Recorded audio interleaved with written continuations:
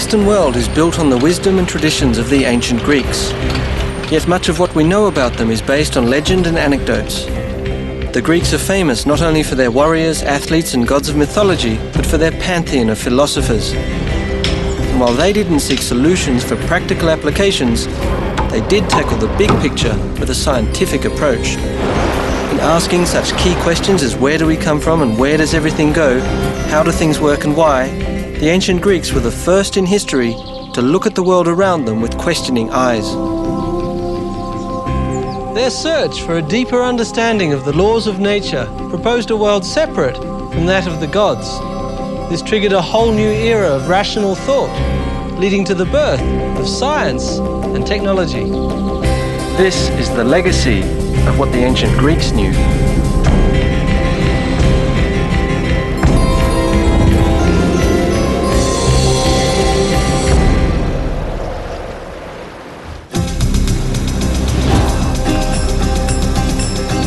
What today is the western coastline of Turkey was once the epicenter of the ancient Greek world. This region, called Anatolia, was the cradle of Western thought and the birthplace of science and technology. The fact that it happened here was no coincidence. Several factors contributed to this first scientific view of the world. The ancestors of many of these locals here were Ionians, a Greek tribe that originated in the Peloponnesian Peninsula. The Ionians were expelled from their homes by a marauding seafaring people. With nowhere else to go, the Ionian immigrants landed here, some 300 miles to the east, on the opposite side of the Aegean, which now belongs to modern Turkey. Not surprisingly, forced migration had taken a toll, one that would soon become their asset.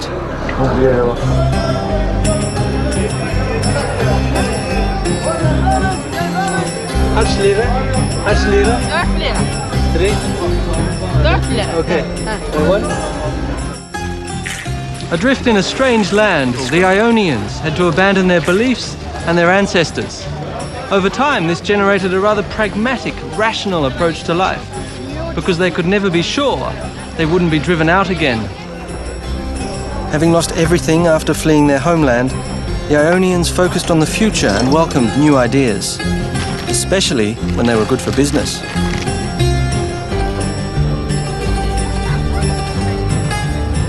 Given their location, their trade and their harbours, the Ionians were happy to take practical ideas from anyone, whether Egyptians or Babylonians, Persians or Mesopotamians.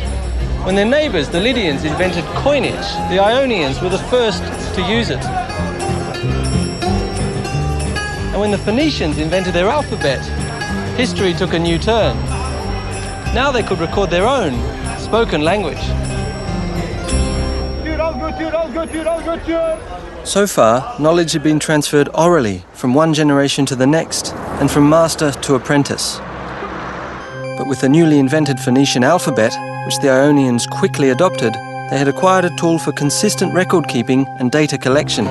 Information became more widely available, and another factor contributed to the birth of this new era.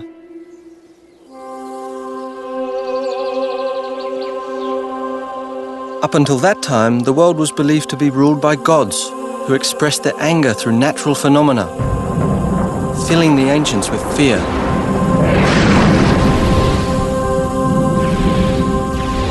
But soon the Ionians shed their fears and dared the gods. These are the remains of a city that became the springboard for some of mankind's most amazing discoveries. In the 6th century BC, this was the center of the universe. This is Milet, ancient Miletus, the birthplace of science and technology.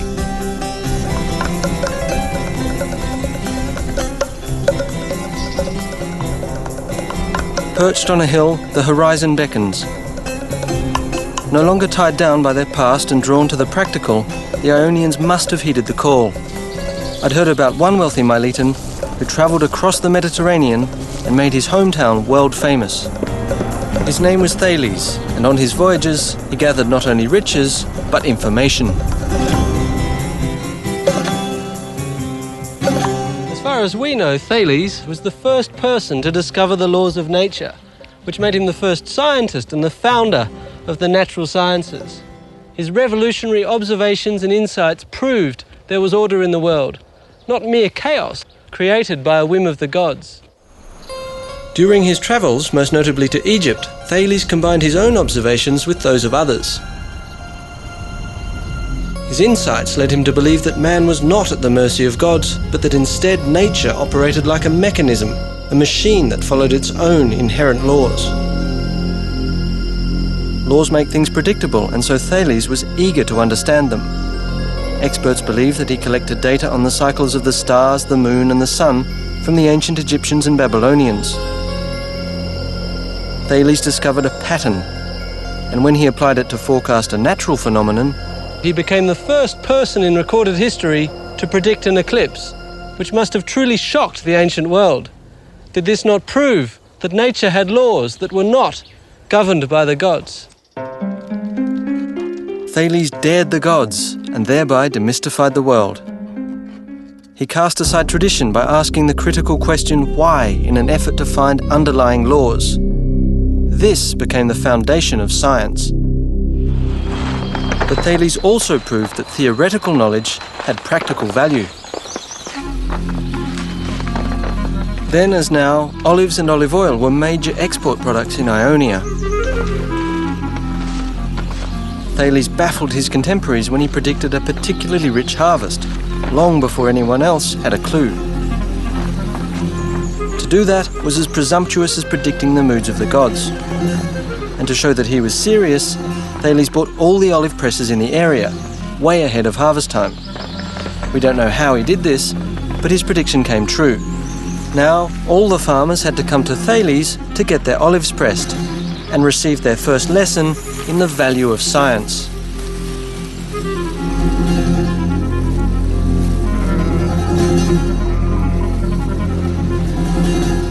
The traditional lines and angles of the rich farmlands around Miletus surrounded Thales. Correlating this observation with similar patterns he'd seen on his journeys may have given him the idea to describe the world in systematic terms, looking for rules that worked in all cases. Egyptian building methods and ancient records relating to angles, triangles, and circles may have motivated Thales to formulate his own geometric theories. Thales became the father of geometry. His discoveries form the core of modern science and technology, describing the underlying rules of the physical world.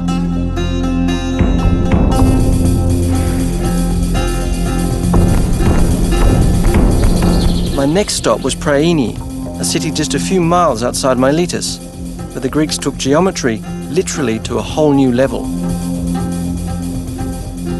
This is the most stunning piece of engineering. I can't believe anyone would want to build a town into a hillside.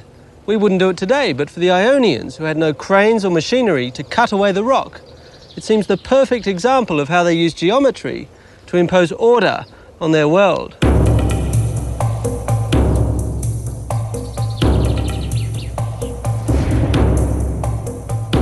In the 4th century BC, some 4,000 people are believed to have lived here. To organise the city and make it beautiful, the Greeks used a grid system. No one is quite sure how they created these city blocks. One theory says that city planners used a standard set square for the corners and extended the sides with cords and pegs. By measuring the diagonals of the resulting rectangle, they could establish that the blocks had equal sides. 2,500 years later, we still use the grid system. It defines most American cities and towns. But the Ionians applied the grid system ruthlessly, ignoring the steep slope to establish the city's layout along a north-south axis. This way they made use of the sun to warm the city in the winter, while optimizing the city's air circulation to cool it in the summertime. That was awesome.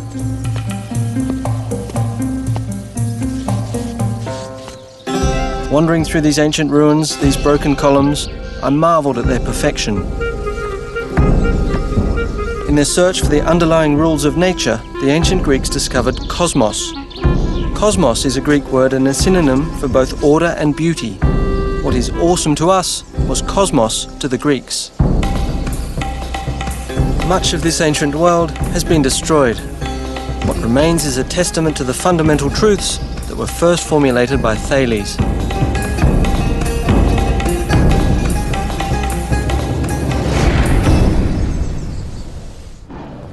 To follow the course of science and technology to its next milestone, I crossed the Aegean to visit another truly groundbreaking site, one which in antiquity was considered a world wonder. It would have been impossible without the application of geometry. What had started with Thales was a new era in which the Greeks replaced myth and traditional dogma with a critical approach, asking the question, why? Observation became more powerful than myth, and the application of the rule the final test. Now I'm in modern Greece, on the island of Samos, once one of the wealthiest islands in the Aegean Sea. Ancient Samos had a booming economy nourished by the sea. In the ancient town of Tigani, now named Pythagorio after one of its most famous inhabitants, the problem of securing sufficient drinking water for its citizens inspired one of the wonders of the ancient world. It lies inside this mountain.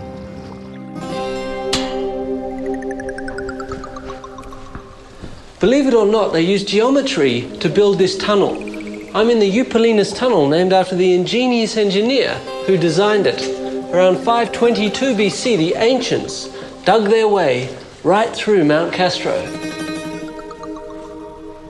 Water was brought from the Agiades spring to the northern mouth of the tunnel. About 5.5 feet in diameter, it follows a 3,300-foot-long course through solid limestone. But what's special is that it was dug from two sides. Nothing special, you may think, but it's fantastically unlikely that the two shafts would meet in the middle. A little further down there is the point where the two halves of the tunnel meet. Unfortunately, no record survives as to how Eupolinus did it. Today, most scientists agree with the theories of the famous Hero of Alexandria, who lived in the 2nd century AD. Here's how Hero said Eupolinus did it. Ancient engineers measured the distance around Mount Castro using right angles. All eastward distances minus the westward ones equaled one side of a right triangle.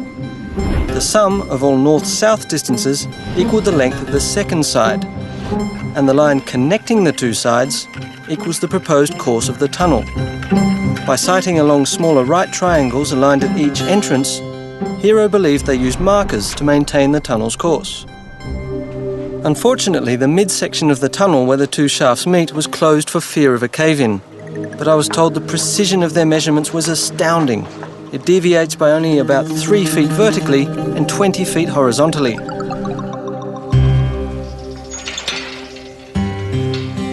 I can't believe that just with picks, hammers and chisels they dug out 250,000 cubic feet of rock. It's estimated it took them 10 years and 4,000 slaves to get it done. And where the water had to go was down there. From the southern mouth of the tunnel, the water then ran through an underground conduit into the ancient city of Pythagorio, the city that became known not only for its refreshing mountain water, but for its most famous son, Pythagoras. With engineering and technology in the forefront, it was here that science made a giant leap.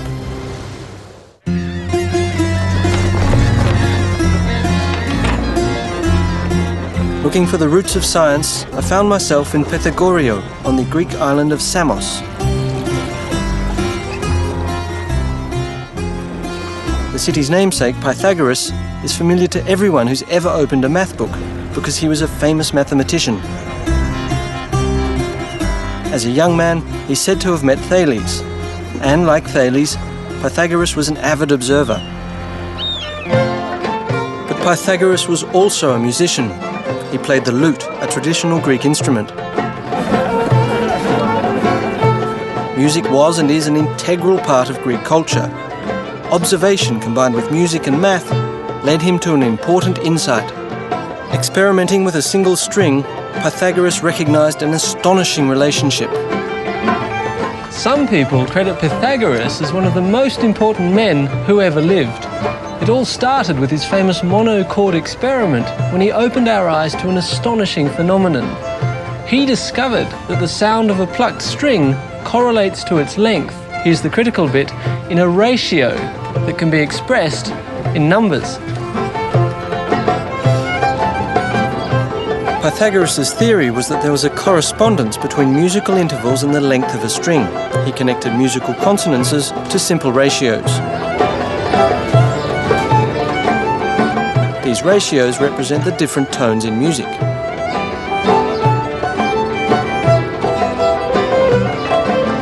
Plucking a string produces a tone. By halving the length of a string, that is, by pressing the string onto the metal fret, the frequency of the sound is doubled, and the note produced is an octave higher. The ratio of the octave is thus 1 to 2. Pythagoras believed the mathematical order to music was an example of the principle of number, which underlies the universe. To Pythagoras, number was a physical quantity discovered by experiment. Order and harmony, beauty and proportion, expressible in mathematical numbers, that was the idea of cosmos. Pythagoras believed in it, and many with him, even Einstein.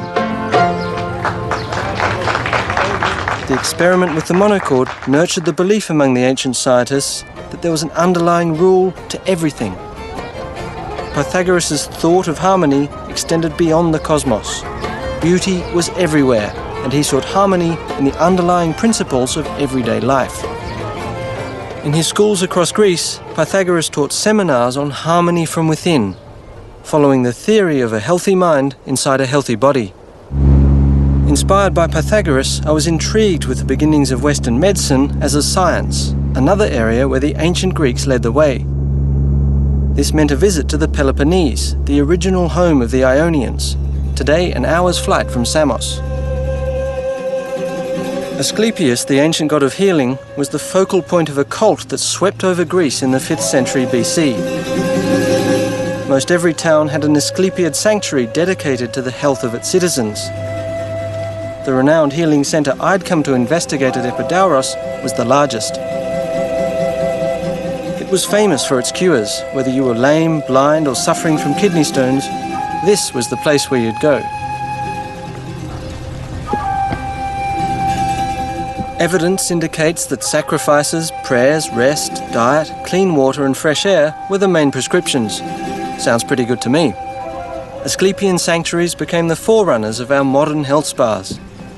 But the ancient Greeks also pioneered the healing power of the mind. The Asclepiads were popular for their psychoanalytic practices. What the shrink's couch is to us was for the Greeks a visit to Epidauros. This theatre at Epidauros was a famous place to relieve anxiety. Its size speaks to how popular the Asclepiad cult of alternative medicine was. With 15,000 seats, it was almost the size of the theatre in Athens, which at the time was the largest in ancient Greece. Going to the theatre was part of the cure. According to the ancient Greeks, living out your emotions through theatrical performance had a purging effect. The theatre was more than a place of entertainment. It was a place of catharsis.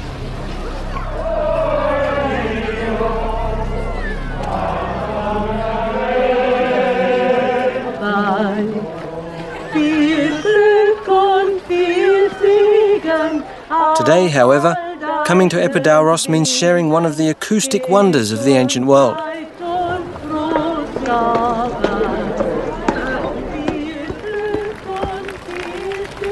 From 74 feet above the stage, yet I could hear the sound of a pin drop or a match strike. The discovery of how sound waves travel influenced the design of the theatre. And this is how it works. Built into the slope of a hill, 55 rows of steeply banked benches are arranged in a perfect semicircle, 177 feet across. Because sound waves travel in a circular motion like ripples in water, they radiate symmetrically out from the stage. The initial waves enhance later ones as they reverberate off the stone structure.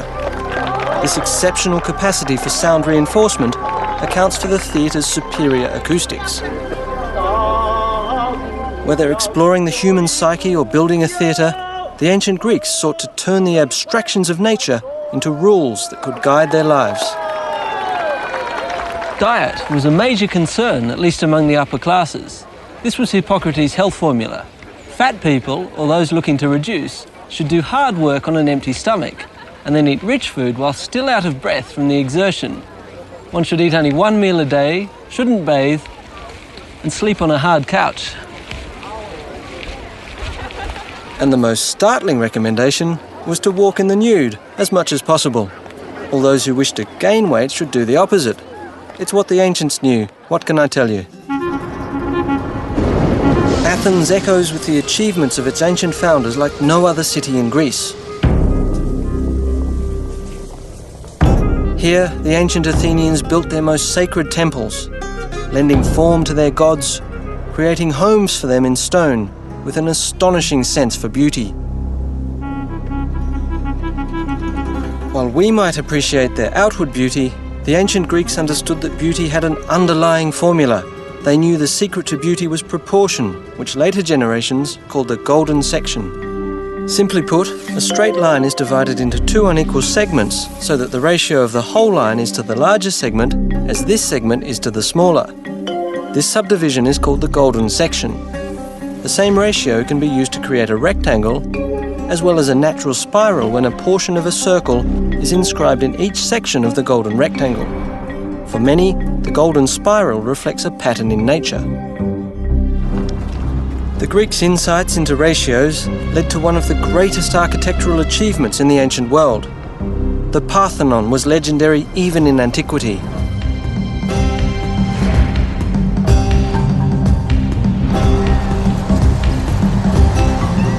The Parthenon owes its name to Athena Parthenos, the virgin goddess Athena, to whom it was dedicated. Athena was the patron goddess of Athens and also of science and technology.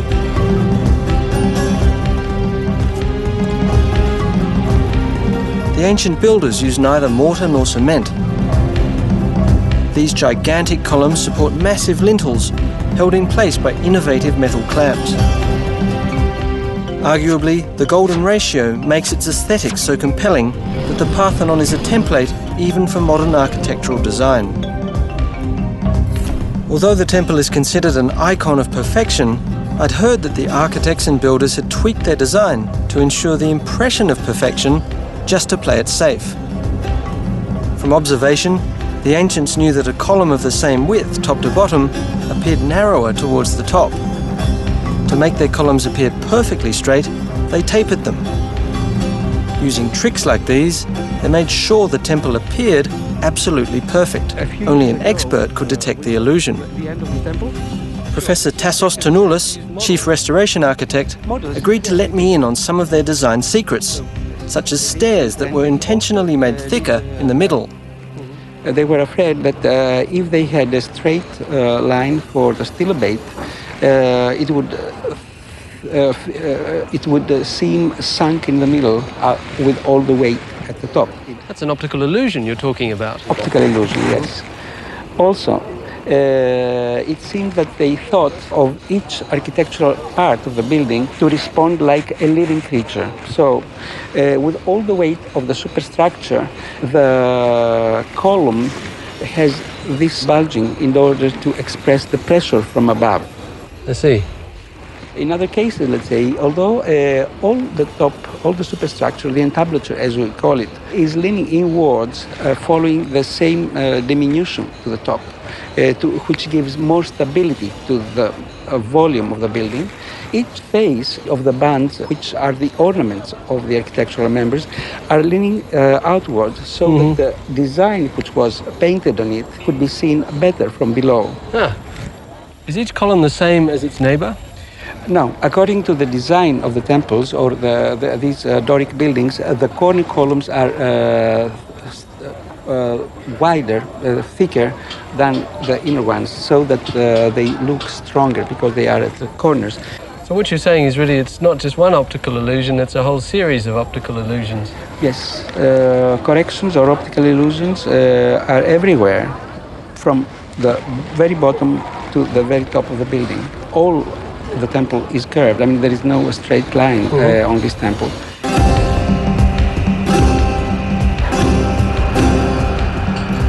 The Parthenon is undergoing yet another round of repairs. thanks to the miracle of science and technology, we can still enjoy its glory. Ironically, at around the same time this temple was built, the ancient Greeks also laid the foundation for these modern machines that now restore it.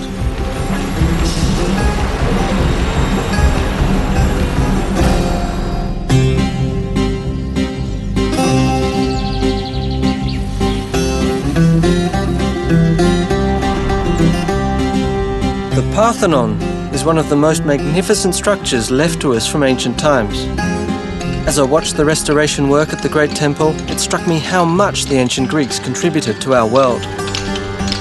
From Pythagoras' discovery 200 years earlier of the correlation between nature and numbers, the ancient Greek scientists had come a long way.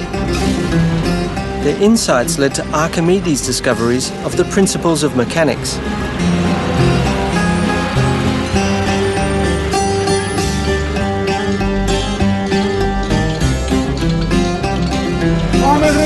Building on proportions and ratio, Archimedes formulated a rule describing how one of the oldest techniques of applying force, using a fulcrum and a lever, actually works.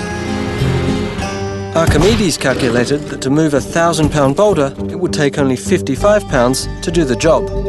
Using a lever 40 units long, with the fulcrum in the middle, the boulder won't budge. But moving it 2 units from the rock and putting 50 pounds on the other end balances the lever. Because the ratio of the lever's length from the fulcrum, 40 over 2 times 50 pounds, equals 1,000 pounds.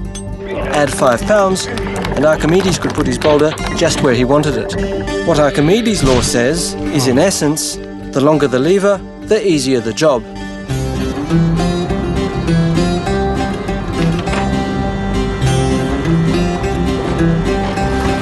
Cranes, pulleys, gears and screws all operate on the lever principle. What Archimedes described was the law of mechanics. In fact, facilities like Piraeus Harbour and others around the world that depend on machines owe an immeasurable debt to his insight. Archimedes was considered the Einstein and the Edison of the ancient world. He became legendary because he inspired the design of ever more complex machines. How exactly the ancient Greeks came to understand the principles of mechanics and physics is a mystery which modern researchers are trying to unravel to this day.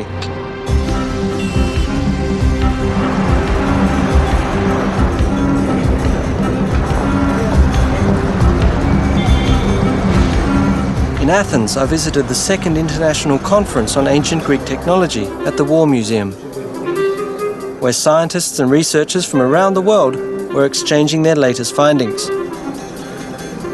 They were all looking for more clues. And so was I. Can you take it? Yes, yes. I will try to It was clear that many ancient machines operated on the lever principle, like this pump whose roots go back to the 3rd century BC, to the Greek Zitzebius, the father of pneumatics. It's actually a very powerful pump, isn't it? In this sacred water dispenser, a pivot point replaced the fulcrum, showing how the ancient inventors began to create more complex devices.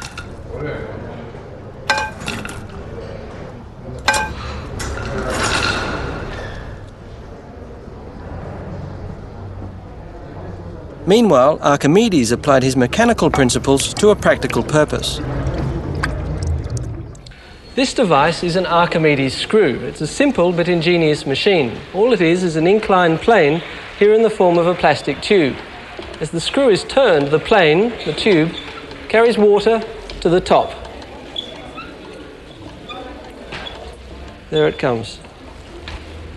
The Egyptians used the Archimedes screw to lift water from the Nile to irrigate their fields. Today, many people think that Archimedes was the first who took the step from simple to more complex machines. Evidence that the Greeks had already developed complex machines began to surface only a century ago. In 1901, a shipwreck was found off the coast of Antikythera, one of the Ionian islands south of the Peloponnese. It revealed for the first time how vast the ancient scope of insights and knowledge must have been.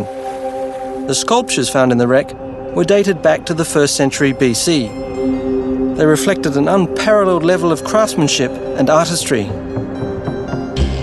Overshadowed by the beauty of these statues, the fragments of one of the biggest scientific discoveries in ancient history remained undetected until 1976. This amorphous lump was covered with marine growth, but X-rays conducted in 1993 revealed complex gear wheels inside. With a mechanism this old, the big surprise was that there were gear wheels at all.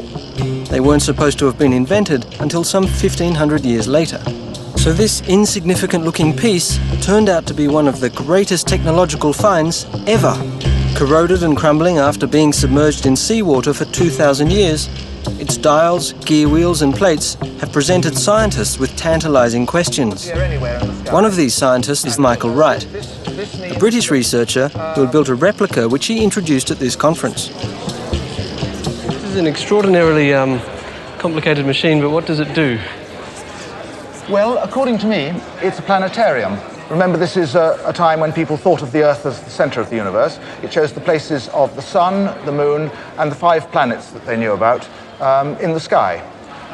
And the back dial has supplementary information which is useful, such as counting off the years. Right. Is it as complicated as it looks? How many gears are there? How many moving parts does this have? That's into hundreds. I can tell you for a fact I've got 76 gear wheels in here. 76 gear wheels, and that's an exact replica of the original? The original, I find 31 wheels in what's left. But you have to understand that in making sense of what is left, you have to add a lot more. Right. It's terribly badly wrecked. I see. You've disassembled it for us and it's in a complete mess all over the table, so I'm sure you're going to dread this question, but can we see it moving? Yes. Well, you'll see it moving as I put it back together, first of all, but I'll put it back together. It took him nearly 20 minutes to put it back together. But it was thrilling to see this 2,000-year-old instrument in working order. This is the moon, which we've now got to adjust. Yes. The sun and the moon are together now, so that should be new moon. So we should see it as wholly black. Like that. May I... Please, have a go. Be my guest. I love that lunar mechanism there. It's beautiful. Well, here's the moon going round fast, and its phase showing here. Here's the sun pointer. Below the sun pointer is the day pointer working on the calendar. They go almost together, but sometimes one first, sometimes the other. And then there's Mercury just going ahead of the sun. That's the Mercury pointer. Here comes Venus under the sun pointer. There. Yeah. And over here we've got Mars, Jupiter, and Saturn all coming together. It's a very special day. Jupiter's aligned with Mars. The inventor of the Antikythera mechanism is unknown, but others before him had already attempted to build a model of the heavens as a machine. In fact, records indicate it was again Archimedes who built the first planetarium. Unfortunately, all that remains is this 18th century etching called Rowley's Orrery, suggesting what his invention might have looked like. Compared with the knowledge and devices available at the time, Archimedes' idea was light years ahead. Finding practical solutions was one thing, but asking daring questions was quite another. Who was going to provide the answer if the gods no longer could? It was one thing to say that Apollo pulled the sun across the horizon, and quite another to ask why ships float. In their quest to understand the environment, the ancient Greek scientists were intrigued with the question of why some objects float and others sink. If you put a rock in water, it sinks. It will also, in a confined space like this one, tip water out over the edge. What is happening is that the rock is pushing aside its own volume of water. This is called water displacement. Now, if you put a piece of wood in the water, it floats. It also displaces water, but it won't sink. What is happening here? The block and a ship float for the same reason. Although modern ships are made of heavy materials like steel or concrete, they float as long as the ship, or a wooden block, weigh less than the water they displace. The air inside the ship's hull helps lower the overall weight of the ship compared to the volume of water it displaces. This effect is called buoyancy.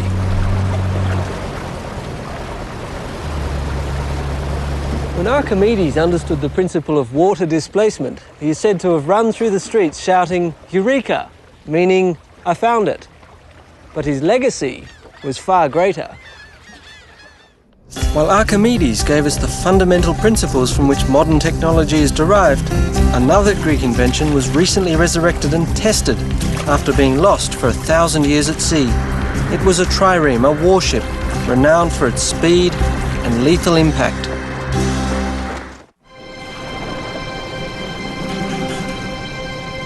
The sea has always been an integral part of Greek history and culture, because in Greece, no place is further than 100 miles from the ocean.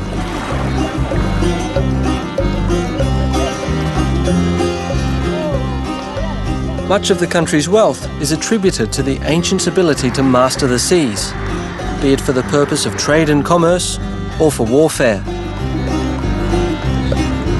Zea Marina in Piraeus, just minutes outside Athens, speaks to this tradition. In ancient times, these yachts would have been warships, because this is where the Athenians built and moored their legendary fleet. The National Ship Museum was just around the corner. Recalling different times, the ships that were docked here spoke to Greece's long naval tradition. Along the way, I bumped into an old friend. That says Thales of Miletus. I was looking for the replica of one of their most successful warships.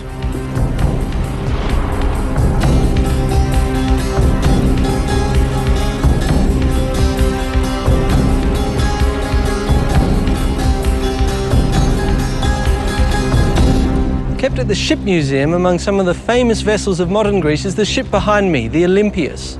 It's an exact seagoing replica of a trireme, one of the most legendary vessels of ancient times. Ships like these became the pride of the ancient Greek navy and the terror of the Mediterranean Sea. All we know about triremes comes from the playwright Aeschylus, the founder of Greek tragedy. In his eyewitness report, he tells us of the triremes defeating the Persian invaders in the Battle of Salamis, despite being severely outnumbered. No original trireme pieces were ever found, let alone an entire vessel. All that remained was the drama Aeschylus wrote, until archaeologists uncovered ancient trireme storage sheds. We can sit 170 rowers, oarsmen. I had made an appointment with Admiral Ioannis Koliniatis, who had spent 5 years piecing together the clues to reconstruct this legendary Greek warship. Yes. Tell me, how did you know how long the trireme should be?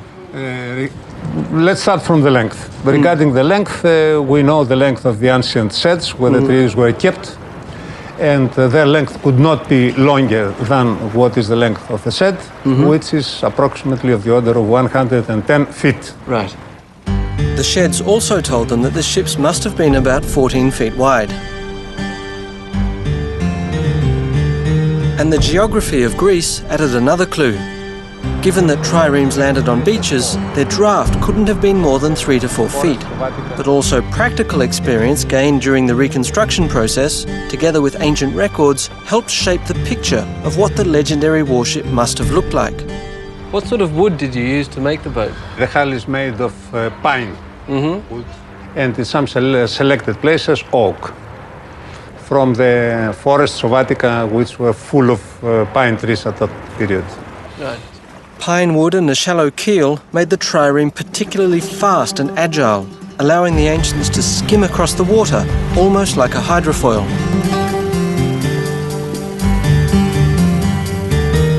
Another crucial source to the secret of the trireme was a list of Athenian naval supplies found in the 19th century. It included 170 oars, classified as 62 for the top deck and 54 each for the middle and lower decks, and every oar needed someone to pull it. It sounds like a lot of people in a small place. Can I have a go rowing to see? Yes, yeah? why not? Let's go. Okay. You see how difficult it is to get to position, Sure, it's and very... you can imagine how difficult it was having 170. Sure, it's very people. cramped, isn't it? Yes, very congested. Now you're going to take one of the top decks. Yes, the difficult one. The difficult one. As I'm a beginner, huh? I'm going to take a middle one. It's actually not so bad once you're in, is it? So you see, I have to have much more inclination to reach the water, and you are more level.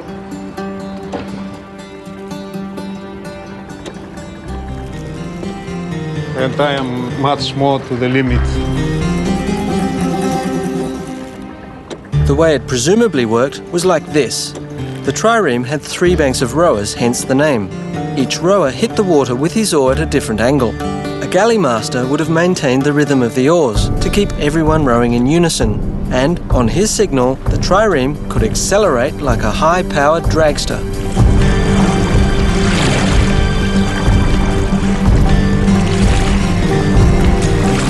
Using all these clues, the Olympias was built. And in 1988, trials were conducted to see if the replica measured up to ancient accounts. A crew of athletes and professional rowers was trained and took to the waters of the Aegean. In the trials, how long did it take you to go from a standing start to maximum speed? From a standing start, during the trials we did with the replica, it took 37 seconds. And what was the maximum speed that you could get when you had a fully trained crew, all oars, going full steam ahead? From historically the data, we knew that the maximum speed should be of the order of 8.5 knots, and this has been proved also during real trials we carried out with the replica. And our crew was capable of keeping this speed for approximately half a minute. Then they have no more power to keep this. Really? Then they were exhausted. As the test showed, the endurance of the Greek navy remains legendary, maintaining an average speed of 7.5 knots, that is roughly 9 miles per hour, for 24 hours certainly seems more legendary than realistic. But then again, these were warships and their speed was a matter of life and death. Higher speed meant higher impact, and speed was crucial for the trireme's primary weapon, the battering ram. Forged by the ancient Greek metalsmiths, it was used to tear enemy ships in half. It was made of bronze. Having this as a major weapon, through the ram was exerting a force on the enemy vessel of the order of 65 tons. So all that power, that 65 tons, was concentrated in this point. Yeah, this is correct. Speed and agility made the trireme a devastating weapon and the Greeks masters of the sea. But victory at sea was backed by ingenuity on shore. It was another ancient Greek innovation that provided striking power across the land. The Mediterranean Sea brought prosperity to the ancient Greeks, and it also brought conflict. When Greek settlements on the other side of the Mediterranean were in danger, a quick deployment of the trireme fleets was crucial to maintaining control. I'd heard that some remnants of their innovative solution had survived. To get to this site, I passed through the 4-mile-long Corinth Canal built in the 19th century. It cuts across a strip of land that divides the Greek mainland and the Peloponnesian Peninsula. The ancients called this land bridge Corinth of the Twin Seas. The idea for a canal at this strategic point goes back more than 2,000 years to the ancient Greeks. Periander, one of the 7 sages of antiquity, was the first to propose it. But in the end, he backed off because he feared it would displease the gods. Next came the Roman Emperor Nero, who actually had a go at it, but he died and the construction was discontinued. Remarkably, the present-day canal follows his plan. I was wondering if Nero expected that he'd have to remove some 420 million cubic feet of rock and dirt to get the job done. It would have certainly been worth the effort, because this passage has always played an important role in Greek history in order to get from one side of the Mediterranean to the other. Armies, commodities and people all had to come through here.